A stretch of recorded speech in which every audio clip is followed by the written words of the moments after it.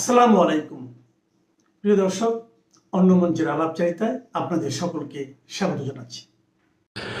সাম্প্রতিক সময়ে বাংলাদেশের যে কয়টি আলোচিত বিষয় রয়েছে তার মধ্যে আমরা দেখতে পেয়েছি যে ভারতের সীমান্তে পুশ ইন পুশ আউট বা বাংলাদেশে ঢোকাবার চেষ্টা বা বাংলাদেশ থেকে ভারতে ঢোকাবার চেষ্টা, এই ইস্যুসগুলো অনেক বড় ধরনের সমস্যা বা ক্যাওটিক একটা সিচুয়েশন তৈরি করেছে। আমি প্রথম আলোর একটা রিপোর্ট একটু বলতে চাই, সেটা হচ্ছে আমাগর জীবন গেলে যাক, বাচ্চা দুইটারে বাঁচাইন। এনারা দুজনই ভারতের সীমান্তে বসে আছে, তাদেরকে ভারত পুশিং বাংলাদেশে করবার চেষ্টা করছে, কিন্তু বাংলাদেশ অথরিটি নিচ্ছে না। আমি জানি না আপনাদের শুনতে কেমন লাগবে, এই রিপোর্টটার মধ্যে পরিষ্কারভাবে বলছে যে এই ভদ্র মহিলা তার বাচ্চাদেরকে নিয়ে ভারতে গেছে। তারা আসলে বাংলাদেশের নাগরিক, যেহেতু তাদের কোনো বাংলাদেশের যাওয়ার সময় তারা পাসপোর্ট কিছুই ইউজ করেনি, ফলে স্বাভাবিকভাবে তাদের পরিচয়টা কিভাবে নির্ধারণ করবে। ভারতীয়রা কিন্তু জানে যে এরা বাংলাদেশি এবং তারাও বলছে আমরা বাংলাদেশি। যখন বাংলাদেশের পুশিং করার চেষ্টা করছে তখন বাংলাদেশ অথরিটি অর্থাৎ বিজিবি তারা বলছে যে এরা বাংলাদেশি না, এই চ্যানেলে হতে হবে, ওই চ্যানেলে হতে হবে। তো অনেকটা ব্যাপার থাকে না যে এটা সবাই জানে যে ঘটনাটা আসলে কি, এই ধরনের একটা ঘটনা। কিন্তু আমার প্রসঙ্গটা এইটা না, কারা বাংলাদেশী নাগরিক কারা বাংলাদেশী নাগরিক না, নিশ্চয়ই অথরিটি সেটা নির্ধারণ করবে এবং সেটা সব প্রপার প্রসিডিউর মেনে হওয়াটাই ভালো। আমি ওই প্রসঙ্গে আসলে যাব না, কারণ সীমান্তে সংঘাত নিয়ে বলতে গেলে অনেক দীর্ঘ আকারে বলতে হয়, সেটা আরেকটা আলোচনার দাবি রাখে। কিন্তু যখন এই ভদ্রমহিলা বলছে, এখানে আমি একটু মনে পড়েও শোনাই, তার একটু সুবিধা হবে। কুড়িগ্রামের রৌমারী সীমান্তে বাংলাদেশে ঠেলে পাঠানো চেষ্টার শিকার 6 জন 3 দিন ধরে শূন্যরেখায় অবস্থান করছে। তাদের মধ্যে 2টি শিশু ও একজন নারীও রয়েছেন। খোলা আকাশের নিচে অনিশ্চয়তার মধ্যে দিন কাটানো মানুষদের একজন সুমি আক্তার আকুতি জানিয়ে বলেন, ভাই আমাগর জীবন গেলে যাক, বোঝাই যায় বাংলাদেশের নাগরিক। সুমি আক্তার আর কোন দেশের নাগরিক হবে? তো যেহেতু কাগজপত্র নাই, তার অনেক সময় ইলিগালি ঢুকে যায়, কেউ দেখে না, আসার সময় বিপদে পড়ে যায়। কিন্তু এই যে সিচুয়েশনটা, এটা মানবিক সিচুয়েশন, এটা কষ্টের সিচুয়েশন, এটা কারোই ভালো লাগবে না। নিজের দেশে ঢুকতে পারছে না, তাকে প্রমাণ দিতে হচ্ছে বাংলাদেশি, তার ভুলের কারণেই। তারা তো খুব একটা শিক্ষিত বলাও যায় না, গরিব মানুষ। কিন্তু এইখানে নাক গলিয়েছে কিছু ইন্টারন্যাশনাল টাউট বাটপার। এগুলো ইউনুসেরই বাটপার সহযোগী। তাদের মধ্যে একটা, এর নাম হচ্ছে মীনাক্ষী গাঙ্গুলি। একে আমি বহুদিন ধরে চিনি। মীনাক্ষী গাঙ্গুলি হিউম্যান রাইটস ওয়াচের সাউথ এশিয়ার বিষয়াদি দেখে। আগে মনে হয় ব্র্যাড অ্যাডামস দেখতো, ব্র্যাড অ্যাডামস এখন আছে কিনা জানি না, মীনাক্ষী গাঙ্গুলি দেখে। মীনাক্ষী গাঙ্গুলির সাথে আমার একটা অভিজ্ঞতা আছে, সেটা আপনাদেরকে একটু বলে নেই। 2014-15 সালের দিকে হবে, সেন্ট্রাল লন্ডনে হিউম্যান রাইটস ওয়াচের পক্ষ থেকে আমাদের বেশ কয়েকজন ব্লগারকে ডাকা হয়। আমি নিশ্চিতভাবে মনে করতে পারি সেই সময় বাংলাদেশের প্রেস মিনিস্টার ছিলেন নাদিম কাদের ছিলেন। এটা কি 2015-16 বা এরকম হবে। নাদিম কাদের ভাই ছিলেন, আমি ছিলাম, অজন্তা দেব রয় ছিলেন, আমাদের আরো কয়েকজন সেখানে ব্লগাররা ছিলেন আমাদের সাথে কথা বলার জন্য, যে ব্লগারদেরকে হত্যা করা হচ্ছে, কি আসলে বিষয়। আমরা তখন ভেবেছিলাম যে এই আলোচনাটা হবে হচ্ছে যে আইনগত কি ধরনের সাহায্য করা যেতে পারে, সরকারের সাথে কি ধরনের আলোচনা হতে পারে। গিয়ে সেখানে মীনাক্ষী গাঙ্গুলিকে পেলাম এবং একই সাথে সেখানে ব্র্যাড অ্যাডামস নামে এক ভদ্রলোক ছিলেন। এরা আসলে, ব্র্যাড অ্যাডামস তো সাদা মানুষ, আমেরিকান বা ব্রিটিশ হবে, মীনাক্ষী গাঙ্গুলি সম্ভবত ভারতীয় হবে। কিন্তু এদেরকে দেখে মনে হলো এরা জামাত বা বিএনপি শাখার সাধারণ সম্পাদক, এমন ভাবে আওয়ামী লীগের এগেনস্টে কথা বলছে। কেমন সেটা আমি আপনাকে একটু বলি। মীনাক্ষী গাঙ্গুলি এবং ব্র্যাড অ্যাডামস দুজনই আমাকে তখন বলল যে তোমাদের গভর্নমেন্ট, আমরা তো ফাঁসির বিরুদ্ধে, এই যে গোলাম আজমের ফাঁসি হয়ে যেতে পারে, তখন মনে হয় গোলাম আজমের বিচার চলছে, বা যুদ্ধাপরাধের যে বা মানবতা বিরোধী অপরাধের যে বিচার হচ্ছে, বিচার চলছে। তারা আমাকে বলছে যে আমরা ফাঁসির বিরুদ্ধে, ফাঁসি দেওয়া ঠিক না, এটা গভর্নমেন্টকে আমরা বারবার বলেছি। তো তখন আমি মীনাক্ষীকে বললাম যে মীনাক্ষী, তোমরা না বললে যে তোমরা জাস্টিসে বিশ্বাসী, আইনের শাসনে বিশ্বাসী, তো বাংলাদেশের যে জাস্টিস সিস্টেম সেখানে তো সর্বোচ্চ শাস্তি মৃত্যুদণ্ড। এখনো তো আমরা জানি না যে তার মৃত্যুদণ্ড হবে নাকি আজীবন কারাদণ্ড হবে নাকি 10 বছরের কারাদণ্ড হবে না খালাস পাবে, আমরা তো এগুলো কিছুই জানি না। তো আমরা আগে কিভাবে কোর্টকে বলবো যে তোমরা ফাঁসি দিও না, বা তোমরাই কিভাবে বলবে যে ফাঁসি দিও না? তাহলে এটা একটা বিচার ব্যবস্থাতে হস্তক্ষেপ হলো না?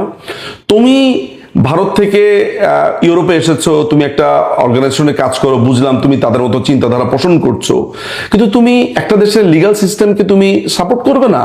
ইরাকে যখন সাদ্দাম হোসেনকে ফাঁসি দিল তখন তোমার এই মানে এই পুরো সাজেশনটা কোথায় গেল? বা তোমাদের অ্যামনেস্টি বলো, হিউম্যান রাইটস ওয়াচ বলো, তখন ব্র্যাড অ্যাডামস আমাকে বলছে you are talking like a lawyer. Oh yes, you are a lawyer, এভাবে বলছে। আমি বলছি yes, you should remember that. তো মজার ব্যাপার হচ্ছে এই মীনাক্ষী গাঙ্গুলি ওই সময় কথা বলার সময় খালি বারবার বলছে হাসিনা হাসিনা হাসিনা, মানে হাসিনা শব্দটা বলছে, নো রেসপেক্ট নাথিং। বলছে হাসিনার সাথে আমার খুব ভালো সম্পর্ক ছিল, এখন তো আমাকে চেনেই না, আমাকে অ্যাপয়েন্টমেন্ট দেয় না। মানে মাননীয় প্রধানমন্ত্রী শেখ হাসিনা অ্যাপয়েন্টমেন্ট দেয় না, এই জন্য তার অনেক কষ্ট, এই জন্য তার উপর সমস্ত রাগ তাকে ঢেলে দিতে হবে। এই মীনাক্ষী গাঙ্গুলি একসময় নকশাল করতো, নকশাল আন্দোলনে জড়িত ছিল। জানেন তো নকশাল আন্দোলন কারা করতো? এই মাওয়িস্ট, যারা বলতো বন্দুকের নলি সমস্ত ক্ষমতার উৎস, ধরে ধরে মানুষকে খুন করত। এই খুনে পার্টির একটা সদস্য ছিল, টার্ম দিলে আর অনেক কিছু বের হয়ে আসবে এই মীনাক্ষী গাঙ্গুলি। কিন্তু এই মীনাক্ষী গাঙ্গুলি এখন বলছে যে এই যে পুশিং করবার চেষ্টা করা হচ্ছে, এরা ভারতীয় নাগরিক এবং ভারতীয় মুসলমানদের উপর অত্যাচার করছে ভারত।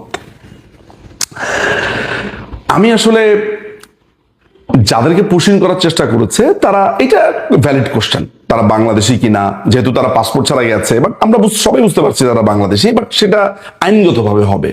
কিন্তু খেয়াল করেছেন মীনাক্ষী গাঙ্গুলি খুব চামে চিকনে এসে, তার এজেন্ডা ভিন্ন। তার এজেন্ডা হচ্ছে ভারতে মুসলিম নির্যাতন হচ্ছে। 2024 সাল থেকে আজকে 2026-এর আজকে কয় তারিখ? 20শে জুন। আমি বলবো যে আমার 2 বছর ভারতে যাওয়া আসা হচ্ছে। আমি তো কলকাতাতে, এই যে এখন এই মুহূর্তে আমি বসে আছি চেন্নাইতে, ঘর থেকে বেরোলেই মসজিদ। আমি কলকাতাতে খুবই ফ্রিকুয়েন্টলি যাওয়া আসা করি, দিল্লিতে যাওয়া আসা করি। দিল্লি জামে মসজিদ দেখলে, মানে বাংলাদেশে এই টাইপের একটা মসজিদ আমি দেখেছি বাগেরহাটে, 7 গম্বুজ মসজিদ, এরকম চমৎকার একটা মসজিদ। তো দিল্লি মসজিদটা ঠিক ওই একই আদলে, ওই মুঘল সাম্রাজ্যের তৈরি হয়তোবা, মানে বিশাল, সেখানে প্রচুর মুসলিম। কলকাতাতে আমার দেখা মতে কোনো হিন্দুকে আমি কোনোদিন দেখিনি যে বলছে যে অমুক লোক মুসলিম, তাকে এইটা করো ওইটা করো। হ্যাঁ, ভারতের অন্য অঞ্চলে হয়তোবা 2-একটা বিচ্ছিন্ন ঘটনা ঘটেছে, তো ভারতে যেই পরিমাণ মুসলিম এবং যেই পরিমাণ তারা স্বাভাবিক জীবনযাপন করে। কয়েকদিন আগে একজন ইমাম বলছিলেন যে বাংলাদেশের এই টোকাইগুলো ঝামেলা করে আর বিপদে পড়ি আমরা।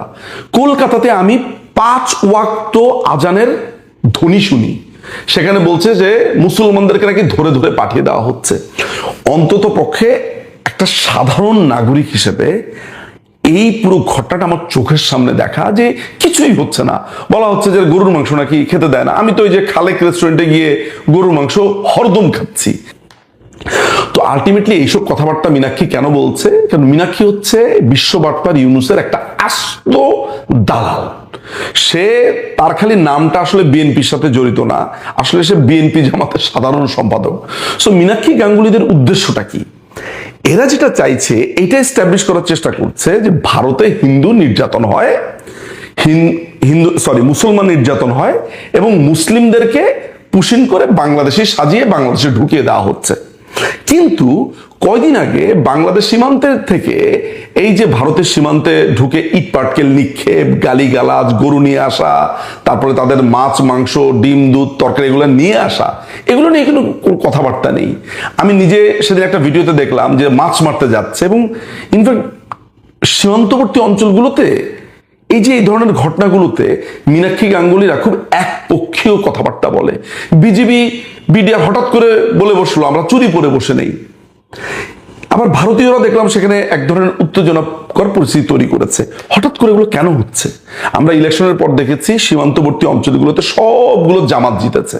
এদের টার্গেটই হচ্ছে ভারতের সাথে একটা ঝামেলা তৈরি করা।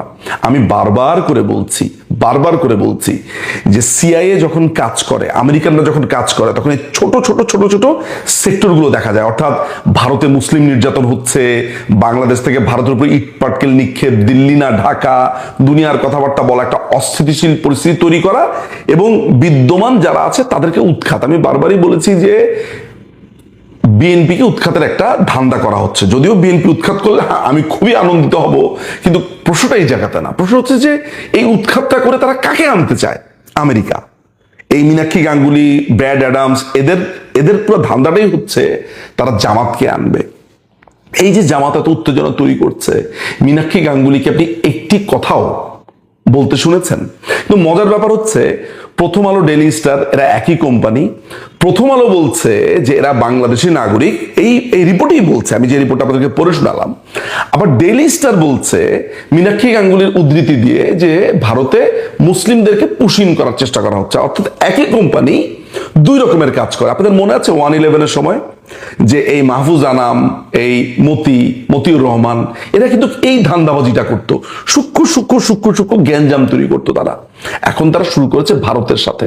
আমি বারবারই বলছি, ভারতের সাথে অহেতুক এই যে কাজগুলো করছে, এগুলো আমরা সারফেসে দেখতে পাচ্ছি। আমরা কিন্তু এখানে যখন আমি এসেছি চেন্নাইতে, শত শত বাংলাদেশি মানুষ এখানে চিকিৎসা নিতে এসেছে।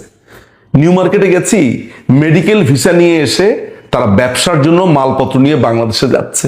নিজের চোখে দেখা, এসেছে মেডিকেল ভিসাতে, একটা ডাক্তারকে লামসাম দেখাচ্ছে, একদম লাগেজ ভর্তি করে কসমেটিক নিয়ে যাচ্ছে তাদের দোকানে, লাগেজ ভর্তি করে জামা কাপড় নিয়ে যাচ্ছে, লাগেজ ভর্তি করে পণ্য নিয়ে যাচ্ছে। এগুলো নিজের চোখে দেখা লেদারের জিনিসপত্র নিয়ে যাচ্ছে, কিন্তু বাংলাদেশে গেলে বলে দিল্লি না ঢাকা। আজকের এই ভিডিওর মূল উদ্দেশ্যটা হচ্ছে, এই মীনাক্ষী গাঙ্গুলিদের মতো মানুষেরা এই মানবাধিকার অর্গানাইজেশন বানিয়ে এমন একটা পরিস্থিতি তৈরি করতে চায় যে ভারতে মুসলিম নির্যাতন হচ্ছে, যাতে বাংলাদেশে একটা উত্তেজনা পরিস্থিতি তৈরি হয়। তো উত্তেজনা হলে কি হবে? বাংলাদেশের যে মূর্খ যেই কতগুলো আছে তৌহিদি জনতা, যাদের নাম কয়েকটা কতিপয়, এরা তখন ঝামেলা তৈরি করবে, দুই পক্ষে ঝামেলা তৈরি হবে। আর এই ঘোলা পানিতে মাছ শিকার করবার জন্য আমেরিকা, টার্কি, পাকিস্তান এরা বসে আছে।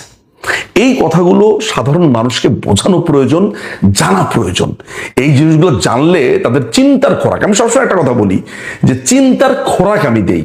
আমি একটা ক্লু ধরিয়ে দিতে পারি, আপনারা বসে বসে চিন্তা করবেন, দেখবেন যে হঠাৎ করে কেন হচ্ছে, কি কারণে হচ্ছে। আমি তো ইন্ডিয়াতে চোখের সামনে এগুলো দেখছি, তাই বলতে পারছি। মীনাক্ষী গাঙ্গুলির কথা আমি আপনাকে বললাম, আমার পুরনো অভিজ্ঞতা আছে। নিজে বাংলাদেশের বিচার বিভাগে হস্তক্ষেপ করছে, আবার বলছে বাংলাদেশের বিচার বিভাগ ভালো না, এখানে বায়াসড হয়। এই হচ্ছে এদের দুই চরিত্র। অনেক ধন্যবাদ। আমিও চাই, এতদিন আমি চাই নাই যে ভারত বাংলাদেশ যুদ্ধ হোক। ভারত যুদ্ধ করতে চাইবে না, আসলে একটা যুদ্ধ দরকার। সবগুলো স্বাদ, মনের স্বাদ মিটে যেত, একেবারে মিটে যেত মনের স্বাদ যুদ্ধ করার। আর যুদ্ধে যত না মরবে, না খায় মরবে তার বেশি।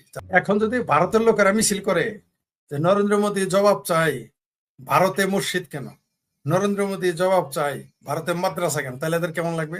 তখন বলবে ইসলাম খতরে মে, ইসলাম খতরে মে। হিন্দুরা, সনাতনীরা শিব মূর্তি বানাবে না রাম মূর্তি বানাবে, না কালীর মূর্তি বানাবে, না দেবী সরস্বতীর মূর্তি বানাবে, না দুর্গার মূর্তি বানাবে, না অসুরের মূর্তি বানাবে, না রাবণের মূর্তি বানাবে? তো সনাতনীদের ব্যাপার। তাদের সামনে দিয়ে নারী যাইতে পারবে না, তাদের সামনে এরকম কাপড় চোপড় পরতে পারবো না, তাদের সামনে নাচা যাবে না, গান গাওয়া যাবে না, তাদের সামনে দিয়ে দেয়ালে কোনো কিছু আঁকানো যাবে না, ভাস্কর্য থাকবে না, তাদের সামনে দিয়ে পৃথিবীর কোনো কিছু করতে হবে। শুধু যাবে মাদ্রাসার কচি কচি পোলা আর বলৎকারী মৌলবীরা শুধু ঘুরবে এই দেশে। লিল্লাঘররা মাঠে নেমে গেছে এখন তারা যদি বলে যে, আমেরিকার খ্রিস্টানরা যদি বলে যে মুসলমানদের মসজিদ থাকতে দিব না, অস্ট্রেলিয়ার, কানাডার, ইউরোপের খ্রিস্টানরা যদি বলে, কি করবে এরা? মানে এদের আকল বলতে কিছু নাই। এগুলো আস্কারা দিয়েছে এই বাংলাদেশের রাজনীতিবিদরা। আস্কারা দিতে দিতে এদের ফ্রাঙ্কেস্টাইনে পরিণত করেছে। এরা এখন দেশটাকে এগিয়ে লেখাবে। এবং দেখলেন তো আওয়ামী লীগকে উচ্ছেদ করার সবচেয়ে বড় যে শক্তিটা কাজ করে সেটা হলো জিহাদি শক্তি। এই যে মাদ্রাসার পোলাপান শিবিরের কোচিং সেন্টার শিবির, এরাই কিন্তু সবচেয়ে বেশি কাজ করেছে। এবং সারা দেশে মৌলবাদী চিন্তা চেতনা ছড়াই দেওয়ার জন্য এরা প্রত্যেকেই একজন ঠিকাদার হিসেবে কাজ করেছে। ওয়াজ, নসিহত, ওয়াজ তো আসলে বাংলাদেশে তো ধর্মসভার কিছু হয় না, এটা তারা রাজনীতি সরাসরি করতে পারে না, প্রকাশ্য করতে পারে না, তাই তারা কৌশলে সেখানে মুক্তিযুদ্ধ বিরোধী, নারী বিদ্বেষী, ভারত বিদ্বেষী, সভ্যতা সংস্কৃতি বিজ্ঞান বিরোধী বক্তব্য, শিক্ষা বিরোধী বক্তব্য তারা দিয়ে গেছে, যার জন্য আজকে আমরা দেখি সংসদে সাহস পায় না সঙ্গীত শিক্ষক নিয়োগ দিতে। এই মন্ত্রিসভা, বিএনপির মন্ত্রিসভা মৌলবাদকে এত আস্কারা দিয়েছে। এটা ফল আমাদের ভুগতে হবে, আমরা ভুগতে হবেই। যেমন আওয়ামী লীগ মৌলবাদকে আশ্রয় দিয়েছিল, মৌলবাদ তাদেরকে উচ্ছেদ করেছে। এই বিএনপির কপালে শনি আছে, তার মানে আমাদের বাংলাদেশের কপালে শনি আছে। কারণ এই মৌলবাদ কি আর মোল্লার হামাস ইস্যুতে গভর্নমেন্ট কিছু বলছে না, আর হামাস ইস্যু কোথায় কতদূর যেতে পারে? আমার তার মনে হচ্ছে না, এরা ভয় পায় আমি মনে করি। এটা ঠিক যেটা আমি বলেছি এর আগে, যে বিএনপি যেদিন, কিন্তু এটা তো বিএনপি পারবে না, সেটা হলো বিএনপি যেদিন জামাতকে বাইন তালাক দিবে, বাংলাদেশে মৌলবাদী রাজনীতি জিরো হয়ে যাবে। কারণ আওয়ামী লীগ প্রশ্রয় দিবে না, তাহলে এরা কোথায় যাবে? এগুলো পুনঃমূষিক ভব হয়ে যাবে, ব্যাঘ্র আবার মুশিক হয়ে যাবে।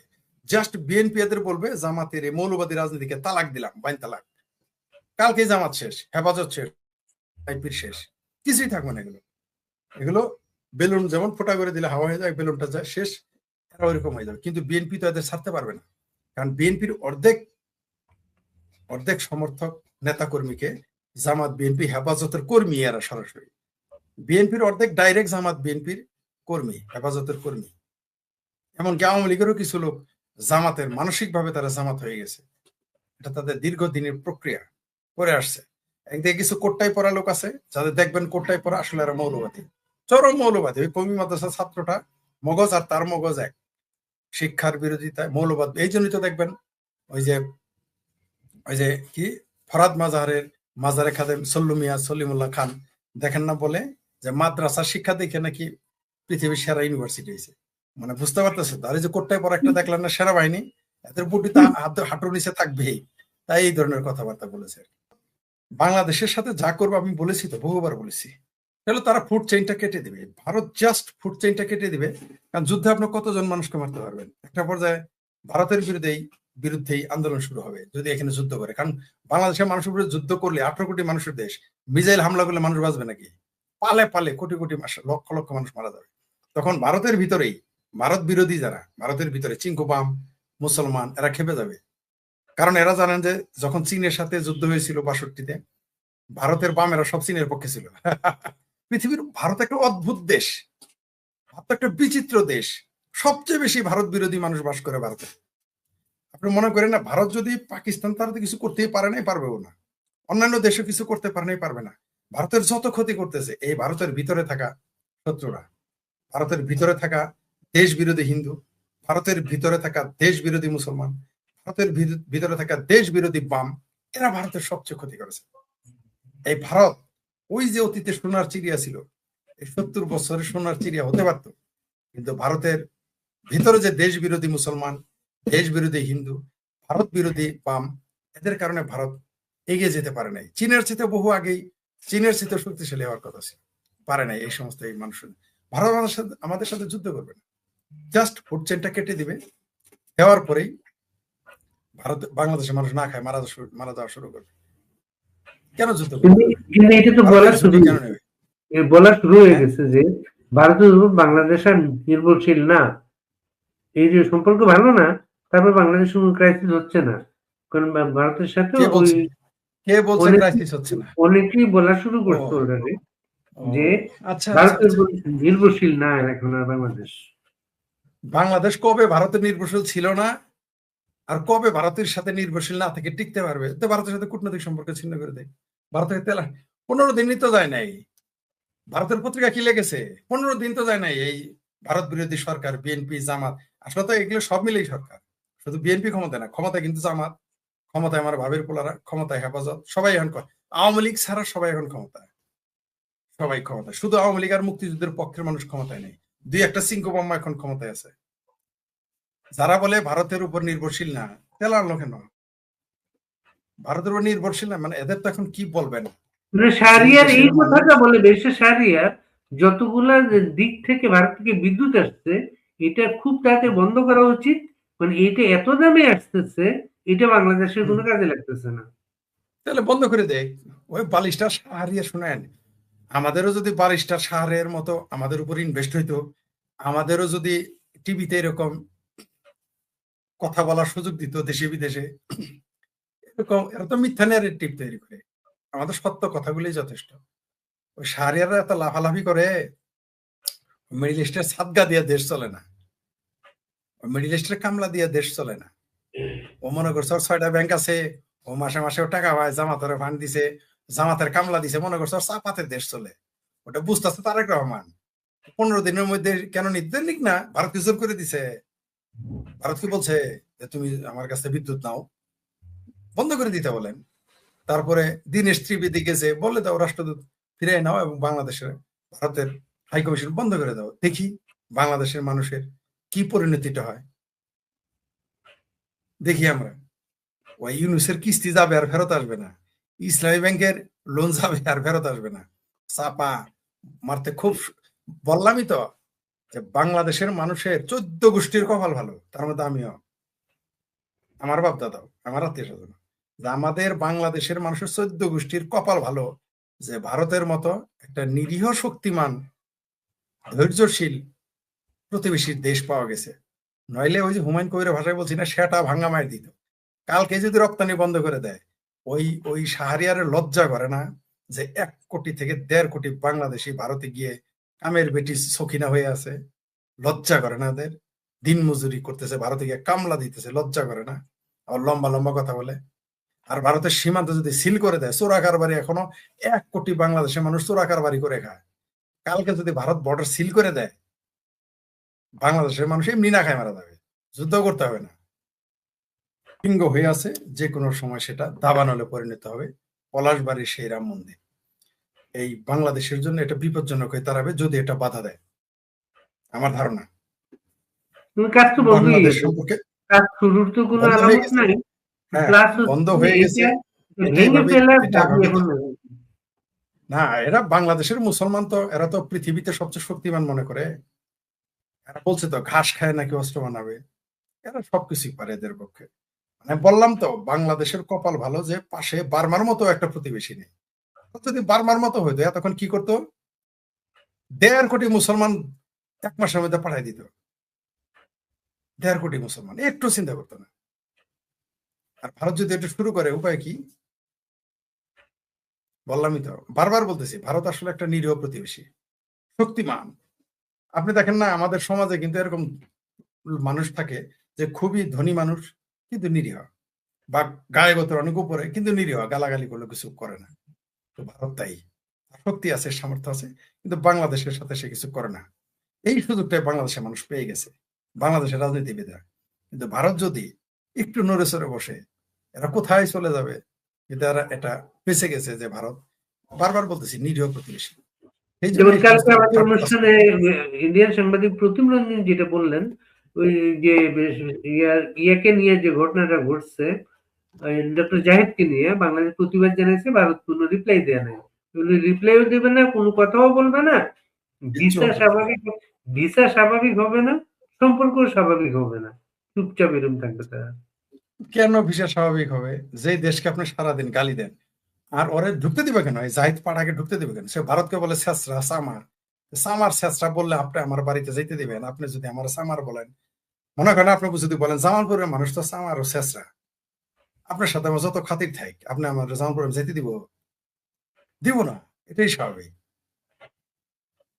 তো এই নিজের ওরা দেখেই মনে হয় যে একটা নেশাখোর, একটা গাঁজাখোর মনে হয়। প্রধানমন্ত্রী উপদেষ্টা চেহারা দেখে মনে হয় যে কই থেকে এখন ফাতরাকে ধরে নিয়ে আসছে, কই থেকে এখন গরু সুর, মুরগি সুর এগুলো ধরে নিয়ে আসছে, কই থেকে এখন গরুর ব্যাপারে ধরে নিয়ে, গরুর ব্যাপারীদের চেহারা যোগ্যতা একটু বডি ল্যাঙ্গুয়েজ ভালো দেয়, কই থেকে তারা ধরে নিয়ে আসছে যে ইমিগ্রেশন তাকে ঘেটি ধরে বাইর করে দেয়। 20 জন লোককে যাইতে দিছে, তাকে যাইতে দেয় নাই।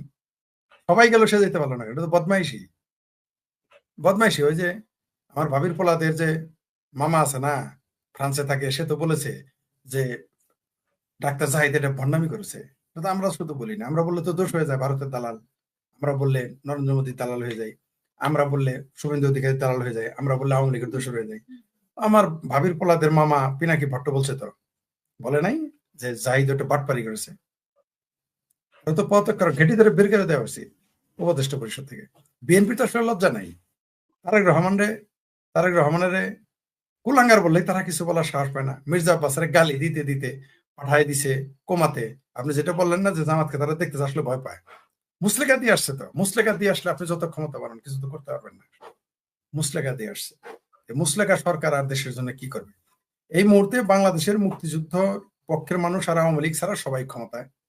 সুতরাং তারা যা ইচ্ছা তাই করবে, করতে থাকুক, করতে দেন। তবে এটার ফলাফল খুব বেশি ভালো হবে না। এখানে একজন লিখছেন রামের মূর্তি হবে, মুমিন চাক বা না চাক, বাড়াবাড়ি গুলো পরবর্তী চাতুরি বরবাদ হবে। তারপর এটা বাংলাদেশে হবে তবে না, বাংলা মানুষগুলা তো এর পক্ষে আসবে না সেটা। না, বাংলাদেশের মানুষ তো চরম মৌলবাদী, তারা এই মূর্তির পক্ষে থাকবে না।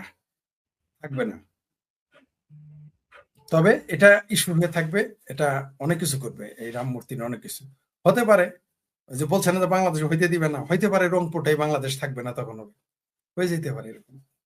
হইতে পারে যে আগামী 5 বছরের মধ্যে রংপুরটা আর বাংলাদেশ না, ওটা ভারত হয়ে গেছে, তখন তো রাম মূর্তি হইতেই পারে, বাংলাদেশে না করতে দিলেন। আর এটা না হইতে পারে কারণ হলো যে ভারতের আচরণ হচ্ছে নিরীহ শক্তিমান প্রতিবেশীর আচরণ। কিন্তু এটা একটা কিছু ঘটবে, কারণ এই রামের বিরোধিতা করতে করতে কংগ্রেস হাওয়া তৃণমূল হাওয়ায় মিঠাইয়ের মতো মিলিয়ে গেল। বিভিন্ন দল ভারতে খুঁজে পাওয়া যায় না, কেন যেন মনে হয় এই সনাতনীদের ভগবান রামের মূর্তি বাংলাদেশে এটা একটা, ওই যে বললাম তো যে এটা একটা স্ফুলিঙ্গ হয়ে থাকবে, একটা সময় দাবানলে পরিণত হতে পারে, অস্বাভাবিক কিছু না। আপনাকে অনেক ধন্যবাদ ফরিদ ভাই। জি, আর কি যুক্ত করবেন আজকে? হ্যাঁ, যে যুক্ত হতে, যেমন আপনি ইসরায়েলের রাষ্ট্রদূত বলে ফেলেছে যে বাংলাদেশে মাসের সহমর্মীরা এখানে রয়েছে। সবকিছু 1+2+3+4 মিলান, দেখবেন যে তাল মেকুস কালাহায় একটা কিছু ঘটবে। আমাদের দেশে মুক্তিযুদ্ধের পক্ষ এবং বিপক্ষ শক্তির এই যে চিরন্তন লড়াই চলছে, এই লড়াইয়ে কে জিতবে আলোচনাটা ইতিহাসের আলোকে করব। তার আগে বলে নেই, আপনারা আমার ভিডিওগুলা দেখেন না, কিন্তু শেয়ারও করেন না, 2 মিনিট 4 মিনিট দেখেন। আচ্ছা বলুন তো, আমি ভিডিও কেন করছি? উদ্দেশ্যটা তো হলো যে প্রধানমন্ত্রী শেখ হাসিনাকে বাংলাদেশের ক্ষমতায় আনয়ন করা। আমার এই ভিডিওর লাইনে যোগ হওয়ার মূল কারণ হলো 2024-এ বাংলাদেশের উপর, বাংলাদেশের মুক্তিযুদ্ধের উপর, আওয়ামী লীগের উপর যেই অন্যায় হয়ে গেল, মিথ্যা চর্বিত চর্বণ দিয়ে যেভাবে শেখ হাসিনা সরকারের বিরুদ্ধে বাংলাদেশের মানুষকে লেলিয়ে দিল, এই মিথ্যা চর্বিত চর্বণগুলার যেভাবে আওয়ামী লীগ উত্তর দিতে ব্যর্থ হলো, সেই জায়গাটা পূরণ করার জন্য আমি ভিডিও করি। এই লেকচারগুলো ইনিশিয়ালি আমি 5 জনের জন্য দিতাম, ধারণা করতাম যে তারা শুনলেই সেটা সার্থক হবে। 5 জনকে, যারা বাংলাদেশে পরিপূর্ণ গণতন্ত্র প্রতিষ্ঠিত হওয়া পর্যন্ত বাংলাদেশ আওয়ামী লীগের মুক্তিযুদ্ধের পক্ষে শক্তির নেতৃত্ব দিবেন। কারা? শেখ হাসিনা, শেখ রেহানা, জয়, পুতুল, ববি, এই 5 জনই তো আমরা যতদূর জানি। এর বাইরে তো আসলে বাংলাদেশের পরিপূর্ণ গণতন্ত্র প্রতিষ্ঠিত হওয়ার আগে বাংলাদেশের মুক্তিযুদ্ধের পক্ষে শক্তির নেতৃত্ব তো এর বাইরে যাওয়ার অবকাশ নাই। যা হোক, এখন দেখা যায় যে মোটামুটি 2000 পর্যন্ত সবাই দেখে, অর্থাৎ 2000 মানুষ ভিডিওটা খোলে। আমি যেগুলো করি মাঝে মধ্যে 10,000 20,000ও হয়, কিন্তু সবগুলো যদি 10,000 মানুষ দেখে তাহলে তো উৎসাহটা একটু বেশি পাওয়া যায়, তাই না? হ্যাঁ, আমি জানি যে এই ভিডিওগুলো দেখতে একটু কষ্ট হয়, কষ্টটা করবেন, তাই না? আপনারা যারা খোলেন ভিডিওটা তাদের তো কষ্ট একটু করতেই হবে। আর যদি কষ্টটা আগে করা থাকতো তাহলে তো আমার এখানে এসে ভিডিও করার দরকার ছিল না, তাই না? আর যদি দেখেন যে সত্যি সত্যি এই কথাগুলো আরো অন্য জায়গায়ও বলা হচ্ছে, তাদেরকেও উৎসাহ দিন, তাদেরকেও দেখুন। কিন্তু আপনারা হয়তো সময় নষ্ট করছেন ওই ভিডিওটা দেখে, যে হঠাৎ কেন ওইখানে ইঁদুর ঢুকলো, হঠাৎ কেন ওই গর্ত থেকে বিড়াল বের হলো। থাম্বনেইলে দেখেন না, হঠাৎ আমি কিন্তু যেভাবে বই চয়েস করি, আমি কিন্তু দেখেন পৃথিবীতে হাজার হাজার বই এ পর্যন্ত লেখা হয়েছে। এক জীবনে মানুষ কত বই পড়তে পারে। আমি এই জন্য কোনো বইয়ের আধা পৃষ্ঠা এক পৃষ্ঠা পড়ে রেখে দেই। আবার অনেক বই আমি পড়ি না, কিনিও না। অর্থাৎ বেস্টটা আমি পড়তে চাই। ইউটিউব দেখতে হলেও আপনাকে কিন্তু আপনার প্রয়োজনীয় ভিডিওটা বের করে নিতে হবে, এবং আপনাকে শুধু নিজে দেখলেই হবে না, ছেলে মেয়েদের দেখাবেন, বন্ধু বান্ধবদের দেখাবেন, 5 জনকে দেখাবেন। আমাদের প্রয়োজন আছে না, আজকে বাংলাদেশ যেই বিপদের মধ্য দিয়ে যাচ্ছে সেখান থেকে বাংলাদেশকে উদ্ধার করে নিয়ে এসে এই বাংলাদেশটাকে শেখ হাসিনার হাতে বুঝিয়ে দেওয়ার দরকার আছে না? সেই উদ্দেশ্যেই তো ভিডিও করি। তাহলে এগুলো একটু কষ্ট করে দেখবেন না, উৎসাহিত করবেন না? সেটা তো দেখা যায় না। যা হোক, আশা করি করবেন। সেটা না করলেও ভিডিও চলতে থাকবে, কারণ আমার যে মনের দৃঢ়তা, এটা তো আপনি এই ভিডিও দেখেন বা না দেখেন সেটা দিয়ে ভাঙতে পারবেন না, এটা আপনাদের বুঝতে হবে। কিন্তু যদি দেখেন, সহযাত্রী হন, তাহলে হয়তো আমরা বাংলাদেশটাকে একটু দ্রুত উদ্ধার করতে পারবো। আর যদি দেরিতে করেন, দেরিতে উদ্ধার হবে। আমার ধৈর্যের অভাব নাই, কিন্তু বিষয়টা আপনারা একটু বিবেচনা করে দেখবেন। আপনাদের কাছে এই বিষয়টা সবিনয়ে নিবেদন করলাম। সাবস্ক্রাইব করবেন, দেখবেন, অন্যদের দেখাবেন। এখন আসেন মূল আলোচনায়। দেখুন, বাংলাদেশ কেন সৃষ্টি হয়েছিল? আমরা দেখব যে বাংলাদেশের ইতিহাসে বাংলাদেশের মুক্তিযুদ্ধের পক্ষের শক্তি কতটা গণতন্ত্রের চেষ্টা করেছে, গণতন্ত্রের জন্য অবদান রেখেছে, বিপক্ষের শক্তি কতটা গণতন্ত্রের জন্য চেষ্টা করেছে, গণতন্ত্রের অবদান রেখেছে। এবং এই প্রক্রিয়ায় যে চলমান রয়েছে আমাদের যুদ্ধটা, যেটাতে আপাতভাবে মনে হয়েছে যে আমরা 2024-এর জুন জুলাইতে হেরে গেছি, আসলে কি আমরা হেরে গেছি নাকি যুদ্ধ বাকি এবং কে জিতবে? হ্যাঁ, আমি হয়তো, আপনারা ভাবছেন যে বলে দিব মুক্তিযুদ্ধের পক্ষে শক্তি জিতবে। সেভাবে বললে তো আর এটাতে আপনারা অনুপ্রাণিত হবেন না, কেউ অনুপ্রাণিত হবে না। আমি শুধু ইতিহাসটাকে সংক্ষেপে বিশ্লেষণ করে দেখিয়ে দিব যে কি হতে যাচ্ছে। শুরু করি ভারত ভাগ। ভারত উপমহাদেশ ভাগ হওয়াটা ছিল পৃথিবীর ইতিহাসে একটা সবচেয়ে ন্যাক্কারজনক ঘটনা। কোনোভাবে ভারত ভাগটা আসলে কোনো দিক থেকে যৌক্তিক ছিল না। ভারত ভাগের জন্য দায়ী কে? আমি যেই থিওরিতে বিশ্বাস করি, আমি যেই মূল্যবোধে বিশ্বাস করি, সেখানে আমি যে কোনো জায়গায় যদি একটা খারাপ ঘটনা ঘটে, সেখানে যদি একটা মেজরিটি একটা মাইনরিটি জড়িত থাকে, মেজরিটি হতে হবে আপনার সংখ্যা এবং শক্তিতে, তাহলে আমি মনে করি যে সেখানে খারাপ কিছু ঘটার জন্য মেজরিটি দায়ী। সোজা কথা, এটা আমার মূল্যবোধ। এইখান থেকে আপনি আমাকে সরাতে পারবেন না। আমার এই মূল্যবোধ কিন্তু আমাকে মানুষ হিসাবে আজকের এই জায়গায় নিয়ে এসেছে। সেই দিক থেকে আমরা যদি দেখি, তাহলে ভারত ভাগের জন্য হিন্দু দায়ী এবং হিন্দু নেতারা দায়ী। সোজা কথা। কারণ হলো, আমরা যেটা দেখি ইতিহাস পড়ে, 1947 বলুন বা বিংশ শতাব্দীর গোড়া থেকে ভারত উপমহাদেশে হিন্দুরা ছিল অগ্রসর ধর্মীয় গোষ্ঠী, হিন্দুরা ছিল সংখ্যাগরিষ্ঠ। ফলে এই রাষ্ট্রটা ভাগ হয়ে যাওয়ার জন্য দায়ী হলো হিন্দু নেতারা, হিন্দু নেতৃত্ব। সোজা কথা। কিভাবে ভাগ হলো? হিন্দুদের জন্য একটা রাষ্ট্র, মুসলমানদের জন্য একটা রাষ্ট্র। পৃথিবীতে এই ইতিহাস আপনি কোথাও পাবেন না।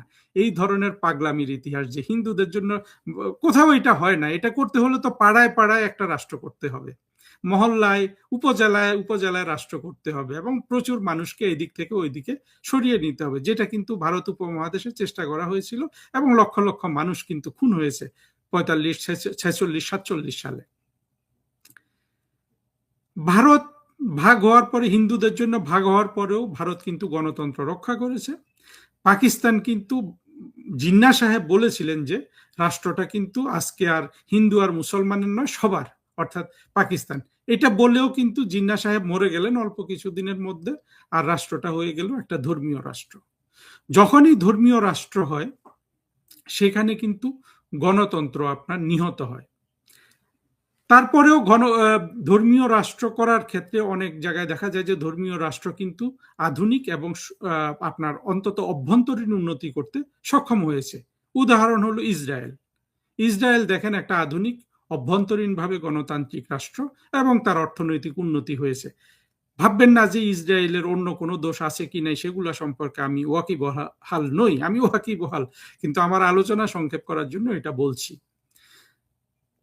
অন্যদিকে দেখেন, মুসলমানরা যেখানেই সংখ্যাগরিষ্ঠ হয়ে রাষ্ট্র দখল করতে চায় সেখানে সবার আগে কিন্তু গণতন্ত্র নিহত হয় এবং মানুষের উন্নতি নিহত হয়। উদাহরণ কিন্তু স্পষ্ট, উদাহরণ হলো পাকিস্তান, আফগানিস্তান, আরো অন্যান্য উদাহরণ আছে হয়তো, কিন্তু এই দুটোতে দেখেন তারা কিন্তু ভাবতে পারেন যে ঠিক আছে গণতন্ত্রের আমাদের দরকার নেই, কিন্তু গণতন্ত্রের দরকার না থাকলে হয় কি, অর্থনীতিটাও ধ্বংস হয়ে যায়, কারণ সারা পৃথিবী তো পশ্চিমা গণতন্ত্র ধরে এগিয়ে যাচ্ছে। আরো অনেক জটিলতা আছে, আমি যখন বাকশালে আসবো সে কথাটা বলছি। ফলে আজকে দেখেন বাংলাদেশ কিন্তু শেখ হাসিনা এমন জায়গায় নিয়ে এসে যে আজকে বাংলাদেশের অর্থনীতি, বাংলাদেশের বাজেট সবকিছু কিন্তু পাকিস্তানের চেয়ে বড়, অথচ পাকিস্তানের জনসংখ্যা বেশি, পাকিস্তানের সম্পদ বেশি, পাকিস্তানের আয়তনও বেশি। এই সহজ সত্যটা কি আমরা বাংলাদেশের মানুষকে বুঝাতে পেরেছি? শুধু এতটুকু সত্য যদি আমরা বুঝাতে পারতাম বাংলাদেশের মানুষকে, যে দেখো তোমরা যে পাকিস্তানটাকে এত ভালোবাসো, এই পাকিস্তানের অর্থনীতি বাংলাদেশের চেয়ে ছোট, এই পাকিস্তানের বার্ষিক যে বাজেট হয় সেটা বাংলাদেশের চেয়ে ছোট, অথচ এই পাকিস্তানের জনসংখ্যা বাংলাদেশের চেয়ে 5 কোটি বেশি, 5 থেকে 7 কোটি মানুষ পাকিস্তানে বেশি। তাহলে পাকিস্তানে বর্তমানে যেটা দেখা যায় যে আমাদের যেখানে $2,500 আমাদের বার্ষিক মাথা পিছু হয়, পাকিস্তানে সেটা $1,500। এই জিনিসটাও কিন্তু আমরা বাংলাদেশের মানুষকে বুঝাতে পারিনি। উল্টো দিকে পাকিস্তানি যেসব আধা জঙ্গি আধা উন্মাদ রয়েছে, প্রকৃষ্ট একটা উদাহরণ হলো যে প্রফেসর শাহেদুজ্জামান নামে ওই উন্মাদটা ঢাকা বিশ্ববিদ্যালয়ের, যে আপনার এখানে নৌকায় করে পাকিস্তান থেকে পারমাণবিক বোমা নিয়ে আসতে চায়। ওই শাহেদুজ্জামানটা সুন্দর করে যে কথাটা বলে পাকিস্তানের পক্ষে, ওটাই কিন্তু বাংলাদেশের মানুষ মোটা দাগে কিন্তু সেই জিনিসগুলোর প্রতি মানুষের আপনার এক ধরনের ইলুশন আছে, সেগুলোর প্রতি ভালোবাসা আছে। আমরা যে সংগ্রাম করে বাংলাদেশটাকে এত উন্নত করলাম অর্থনৈতিকভাবে, পুরো কন্ট্রিবিউশন কিন্তু শেখ হাসিনার, সেটার কিন্তু আমরা সুনামটা পেলাম না। এটাও মুসলমানদের একটা ব্যর্থতা, যেহেতু ধর্মীয় কথা বললেই সবাই খুব সচেতন হয়ে যান। আমরা যে মুসলমানরা যে একটা রাজনৈতিক গোষ্ঠী, অর্থাৎ আমরা যদি রাজনৈতিক পার্টিও করি ধর্মীয় পরিচয়ও, সেটা যে আমরা একটা আধুনিক গণতান্ত্রিক সমাজ ব্যবস্থার জন্য করতে পারিনি, এটাও কিন্তু মুসলমান হিসাবে মুসলমান নেতাদের জন্য এটা একটা ব্যর্থতা। আমরা কি পাই রাজনৈতিক পার্টি হিসাবে? আমরা পাই জামাতে ইসলাম, হেফাজত, যারা কিন্তু অলরেডি আপনার আফগানিস্তান, পাকিস্তান না, পাকিস্তানের জিনিস আরো জটিল, আফগানিস্তান শাসন করে দেখিয়ে দিয়েছে যে মানে সভ্যতা থেকে, উন্নয়ন থেকে কত পেছনে এই ধরনের রাজনৈতিক শক্তি। এগুলো থেকে উত্তরণের জন্য কিন্তু আমরা আমাদের অভিজ্ঞতা থেকে আমরা মুক্তিযুদ্ধের কাছে চলে আসলাম, অর্থাৎ বঙ্গবন্ধু শেখ মুজিবুর রহমান বাংলাদেশকে একটা আধুনিক গণতান্ত্রিক রাষ্ট্র করার স্বপ্নে কিন্তু উনি বাংলাদেশটাকে স্বাধীন করেছেন। কারণ আমরা পাকিস্তানের মধ্যে সেটা পাইনি। আমরা যদি পাকিস্তান যদি ভারত যেভাবে তার যাত্রাটা করেছে গণতান্ত্রিক পথে, পাকিস্তান যদি এই গণতান্ত্রিক এতটুকু না, আপনি মনে করেন ভারতের অনেক ত্রুটি আছে, সেই ত্রুটিটা ফলো করেও যদি পাকিস্তান গণতান্ত্রিক পদ্ধতিতে এগিয়ে যেত, পাকিস্তান কিন্তু ভাগ হয় না। আমি আপনি আজকে সবাই পাকিস্তানের গর্বিত নাগরিক থাকতাম। এবং জঙ্গিরা সবচেয়ে যেটা বেশি চায়, বাংলাদেশের মুক্তিযুদ্ধের বিরোধী শক্তিগুলা যেটা চায়, জামাত, হেফাজত, টু সাম এক্সটেন্ট বিএনপি, যে পাকিস্তান, স্বপ্নের পাকিস্তানের অধিবাসী হওয়া। পাকিস্তান যদি গণতান্ত্রিক পথে এগুতো আমরা কিন্তু সেটাই পেতাম। এবং অবশ্য সেখানে আবার এই বাংলাদেশে এখন যে জামাত আছে, হেফাজত আছে, এদের কিন্তু আবার উত্থান হতো না, এবং পাকিস্তানেও সেনাবাহিনী এত পাওয়ারফুল হতো না। গণতান্ত্রিক নেতারা রাষ্ট্রটা শাসন করতো এবং বাংলাদেশও কিন্তু স্বাধীন হতো না। বুঝতে হবে এই জিনিসটা। সেখান থেকে উত্তরণের জন্য আমরা কিন্তু মুক্তিযুদ্ধ করলাম, আমরা বাংলাদেশকে স্বাধীন করলাম। স্বপ্ন ছিল যে পাকিস্তান ভারত যেই ভুল করেছে, অর্থাৎ ভারত হয়েছিল হিন্দুদের জন্য, পাকিস্তান হয়েছিল মুসলমানদের জন্য, এই থিওরি থেকে ফিরে এসে আমাদের বাংলাদেশ হওয়ার কথা ছিল যে এমন একটা রাষ্ট্র, মুসলমান, হিন্দু, বৌদ্ধ, খ্রিস্টান, যত রকম মানুষ একটা সমাজে বসবাস করে, সবাই ওই রাষ্ট্রটাতে বসবাস করতে পারবে নিরাপদে, এবং আপনার সবার মানবিক মর্যাদা আপনার রক্ষা হবে, যেটা আমাদের ওই যে স্বাধীনতার কি বলে ঘোষণাপত্রে লিপিবদ্ধ করা হয়েছিল, যেগুলাকে পরবর্তীতে এই আমাদের দেশের এই এই কুৎসিত লোকগুলা ফরহাদ মজার সলিমুল্লাহরা এটাকে আপনার বিতর্কিত করেছে যে কি মানবিক মর্যাদা, ন্যায় বিচার, সাম্য, এগুলোর জন্য আমরা যুদ্ধ করেছি। হ্যাঁ, করেছি। এই কথাগুলোকে ট্রান্সলেট করে পরবর্তীতে জিনিসগুলাকে আরো কার্যকর করার, অর্থাৎ যে একটা ব্রড বেসড মূলনীতিকে কিভাবে কার্যকর করতে হয় সেইটাই কিন্তু ৭২ সালের সংবিধানে লিপিবদ্ধ করা হয়েছিল। কি? গণতন্ত্র, ধর্মনিরপেক্ষতা। কোনো কিছু আপনার কিন্তু এখানে বিতর্ক করার জায়গা নেই। বঙ্গবন্ধু, দেখেন বঙ্গবন্ধু কিন্তু ৭৩ সালে কিন্তু গণতান্ত্রিক নির্বাচন দিয়েছিলেন বাংলাদেশে। সেই নির্বাচন নিয়ে কিছু বিতর্ক আছে, সেগুলো ভিন্ন কথা, কিন্তু উনি নির্বাচন দিয়ে উনি প্রধানমন্ত্রী হয়েছিলেন। পরবর্তীতে বঙ্গবন্ধু বাকশাল কায়েম করেছিলেন। আমি কিন্তু ব্যক্তিগতভাবে দৃঢ়ভাবে একজন বাকশালের সমর্থক। আমাকে আপনি বাকশালী বলতে পারেন। এই আলোচনায় বাকশালের কথাটা বেশি বলবো না। আমার মনে হয় বাংলাদেশে বাকশাল সম্পর্কে আলোচনা করার জন্য সবচেয়ে কম্পিটেন্ট ব্যক্তি হলেন জননেত্রী শেখ হাসিনা। ফলে যদি কোনোদিন সৌভাগ্য হয় শেখ হাসিনাকে দিয়ে এই বাকশাল সম্পর্কে আমরা কথা বলাবো এবং উনি বলবেন, আমরা শুনবো। কিন্তু দেখুন, বাকশালও কিন্তু এক ধরনের গণতান্ত্রিক পথ ছিল। কারণ দেখেন, বাকশালে কিন্তু সবাই কিন্তু জয়েন করেছিল, দুই একজন করতে না পারে। সবাই যখন কোনো একটা ব্যবস্থায় অংশগ্রহণ করে, সেটাই কিন্তু গণতান্ত্রিক হয়ে যায়। আর তখনকার প্রেক্ষাপট তো ভিন্ন ছিলই। কিন্তু বাকশালটা হয়তো বঙ্গবন্ধু সময় মতো করেননি। যখন তিনি এটা করেছেন ততদিনে শত্রুরা অনেক বেশি আপনার সাহসী, অনেক বেশি ক্ষমতাশালী এবং অনেক বেশি তারা প্রভাব বিস্তার করতে পেরেছিল। যার ফলে আমরা আমাদের প্রথম ট্র্যাজেডি দেখি 1975 সালে সপরিবারে বঙ্গবন্ধুকে হত্যা, বঙ্গমাতাকে হত্যা, পুরো পরিবারকে হত্যা করা, এমনকি রাসেলকেও হত্যা করা। প্রথম আমরা এখানে সুস্পষ্টভাবে দেখতে পাই যে যারা বাংলাদেশের স্বাধীনতা বিরোধী ছিল, কারা করেছে? সোজা কথা, বঙ্গবন্ধুকে যারা হত্যা করেছে তারা হলো সার্জিসের আব্বা, হাসনাতের আব্বা, ফুয়াদের আব্বা, আপনার ইলিয়াসের আব্বা, মাহমুদুর রহমানের আব্বা, কনক সারোয়ারের আব্বা, ফরহাদ মজহারের আব্বা, সলিমুল্লাহ খানের আব্বা, ফারুক, রশিদ, তারপরে যাকে খুব আমরা দেখেছি এই যে ইলিয়াসের কল্যাণে, ডালিম। এই লোকগুলা হলো বদরুদ্দিন উমরের আব্বা, সিরাজুল ইসলাম চৌধুরীর আব্বা। যারা যারা বাংলাদেশের মুক্তিযুদ্ধ, আওয়ামী লীগ, মুক্তিযুদ্ধের পক্ষ, এই তর্কগুলো পছন্দ করে না, সবার আব্বা হলো কিন্তু ডালিম, রশিদ, তারপরে আপনার এই ফারুক, যারা যারা শাহরিয়ার, আরো যাদেরকে আমরা শাস্তি দিতে পেরেছি কিংবা যারা এখনো বাইরে আছে, কিংবা একেবারে সরাসরি আপনি বলতে পারেন যে এরা সব হলো মাহফুজ আলমের আব্বা, সার্জিসের আব্বা, নাহিদের আব্বা। সোজা কথা, দেখেন ওই আব্বারা কিন্তু প্রথম দেখিয়ে দিল 1975 সালে যে এই দেশে যারা মুক্তিযুদ্ধ করে বাংলাদেশকে স্বাধীন করেছে তাদেরকে তারা বাংলাদেশে দেখতে চায় না। কত বড় অদ্বৈত চিন্তা করেন। যারা বাংলাদেশ স্বাধীন করলো তারা কিন্তু বাংলাদেশে থাকতে পারবে না। তারা যাদেরকে পিতা মানে জাতির পিতা মানে, তাদেরকে সপরিবারের উৎপাটন করে দিয়েছে। এমনকি রাসেলকেও হত্যা করেছে, যার বয়স ছিল কত, 9 বছর। অর্থাৎ যাতে আর কোনো নেতৃত্বই ওখান থেকে হতে না পারে। শুধু সেইটা হত্যা করে ওরা কিন্তু ক্ষান্ত হয় নাই, কারাগারে ঢুকে কিন্তু জাতীয় 4 নেতাকে হত্যা করেছিল। অর্থাৎ মুক্তিযুদ্ধ যারা করেছে তাদেরকে তারা প্রথম সুযোগে তারা বুঝিয়ে দিয়েছে যে মুক্তিযুদ্ধের পক্ষে শক্তিকে বাংলাদেশে দেখতে চায় না। যদিও মুক্তিযুদ্ধ করে দেশটা স্বাধীন করেছে, তারা কিন্তু আমাদেরকে ওখানে দেখতে চায় না। কেন সুযোগটা পেল? কারণ 1972 সালে ওদেরকে আমরা কিন্তু খতম করি নাই। আমরা আধা সমাপ্ত রেখে মুক্তিযুদ্ধটা, বঙ্গবন্ধু চেয়েছিলেন যে একটা ইনক্লুসিভ সোসাইটি হোক, সেটা কিন্তু স্বাধীনতা বিরোধীরা কিন্তু হতে দিল না। বঙ্গবন্ধুর উদারতাকে এইভাবে তারা কিন্তু পরিশোধ করেছে। অথচ সেই উদারতা বঙ্গবন্ধুর না থাকলে ওরা সমাজে কিন্তু থাকেই না।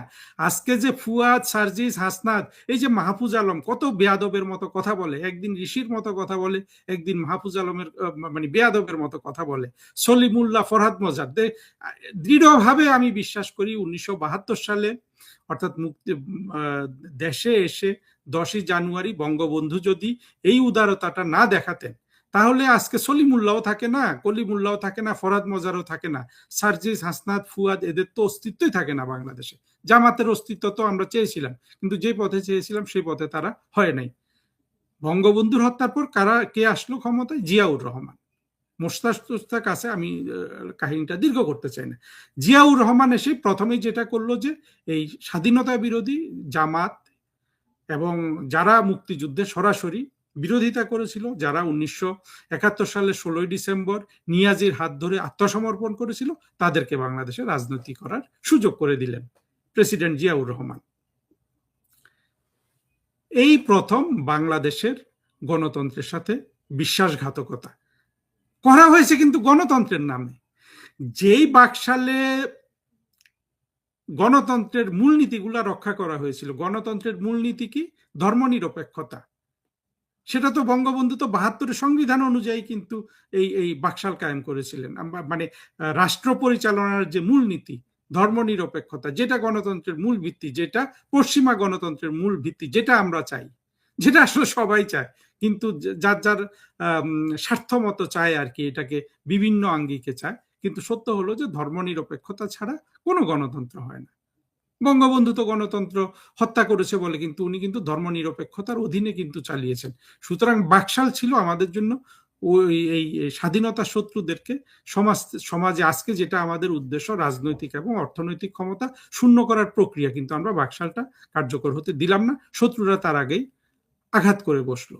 জিয়াউর রহমান এসে কিন্তু ধর্মীয় মানে প্রথমেই হলো যে তিনি সংবিধানকে পরিবর্তন করেছেন এবং মৌলবাদীদের রাজনীতি করার সুযোগ করে দিয়েছেন। অর্থাৎ পাকিস্তানকে যারা মনে প্রাণে চায় যে পাকিস্তান উদ্ধার হয়ে যাক বা এই মানে স্বাধীনকৃত বাংলাদেশ ধ্বংস হয়ে যাক, তাদের উত্থান শুরু হয়ে গেল জিয়াউর রহমানের আমলে। এর আগেও উত্থান হয়েছে, বিশেষ করে জাসদ উত্থান করেছিল। জাসদ কিন্তু জাসদে অনেক জামাত, আজকে আমরা দেখি যে শফিক কিন্তু জামাতের যে আমির শফিক, সে কিন্তু জাসদ থেকে বের হয়ে এসে, এটা একটা প্রকৃষ্ট উদাহরণ যে জাসদে প্রচুর জামাত কিন্তু ঢুকেছিল। পরবর্তীতে জিয়াউর রহমান এটা খুলে দেওয়ার পরে ওরা সরাসরি জামাত হিসাবে আবির্ভূত হয়। তাহলে হলো জিয়াউর রহমান যেটা করলো, এই যে মুক্তিযুদ্ধের পক্ষের শক্তিকে যে বাংলাদেশে থাকতে দেয়া হবে না, এইটাকে আরেক ধাপ এগিয়ে নিয়ে গেল জিয়াউর রহমান, এবং সাথে সাথে গণতন্ত্রের একটা রাস্তা তিনি রুদ্ধ করলেন। কিন্তু গণতন্ত্রের নামে জিয়াউর রহমানের এই জিনিসগুলো বাংলাদেশে আমরা মুক্তিযুদ্ধের পক্ষ থেকে কখনো আপনার ব্যাখ্যা করতে পারিনি। যেমন জিয়াউর রহমানের বাংলাদেশি জাতীয়তাবাদকে সবাই প্রশংসা করে, মানে কারা? সবাই হলো এরা, অনেকে জ্ঞান পাপী বলে, আমি বলবো যে বদমাশগুলা ইতিহাসের, সেই জঙ্গিবাদী, মৌলবাদী এবং পাকিস্তান ধারাকে যারা পুনর্জীবন বাংলাদেশে দিতে চায়। কি জিয়াউর রহমান চাকমাদের ঢুকিয়েছে বাংলাদেশি বলে, আপনার মারমাদের ঢুকিয়েছে, ওদের কিন্তু এটা দাবি। সেই দাবিটা কখন সত্য হতো? যদি জিয়াউর রহমান, আমরা যদি দেখতাম যে জিয়াউর রহমান বাংলাদেশের যেসব উপজাতি, ছোট ছোট নৃগোষ্ঠী আছে, এদের স্বার্থ উনি রক্ষা করছেন। স্বার্থ রক্ষা তো দূরে থাকুক, বাংলাদেশি জাতীয়তাবাদ বলে সারা বাংলাদেশ থেকে উদ্বাস্তু অর্থাৎ দরিদ্র মানুষকে নিয়ে উনি পাহাড়ে বসবাস করতে দিলেন। পাহাড়িরা গেল রেগে, শুরু হয়ে গেল গৃহযুদ্ধ, যেটা পরে 1996 সালে শেখ হাসিনা এসে বন্ধ করেছেন শান্তি চুক্তির মাধ্যমে। এই যে চাতুর্যগুলো, আমরা কিন্তু বাংলাদেশের মানুষকে এই জিনিসগুলো বুঝাতে পারিনি যে বাংলাদেশি জাতীয়তাবাদ বলে জিয়াউর রহমান মানে বলছেন যে আমি করছি, আমি আপনাদের জন্য সিরাপ বের করছি, জ্বরের সিরাপ, কিন্তু আসলে উৎপাদন করতেছেন উনি বিষ, সাপের বিষ। সাপের বিষের গায়ে উনি নাম লিখে দিলেন যে এটা ক্যান্সারের প্রতিষেধক, খেলে মানুষ মরে যায়। কিন্তু আমরা বাংলাদেশের মানুষকে কখনো জিনিসগুলো ভালোভাবে ব্যাখ্যা করতে পারিনি। এবং আমি যে আপনাদের জন্য ইউটিউব ভিডিও করছি এই জিনিসগুলো ব্যাখ্যা করার জন্য। হ্যাঁ, এখানে আমার কথা বারবার এক কথা হচ্ছে ইত্যাদি, কিন্তু আপনারা জিনিসগুলোকে পরিশুদ্ধ করেন, এই তথ্যগুলাকে এবং এই বক্তব্যগুলাকে, এই ন্যারেটিভটাকে আপনারা মানুষের কাছে নিয়ে যান, তাহলে তো আমার ভিডিও করাও সার্থক হয়, আর আমাদের যে সামনে যে সংগ্রামটা সেটাও কিন্তু অনেক বেশি আপনার অনুপ্রেরণা পায়।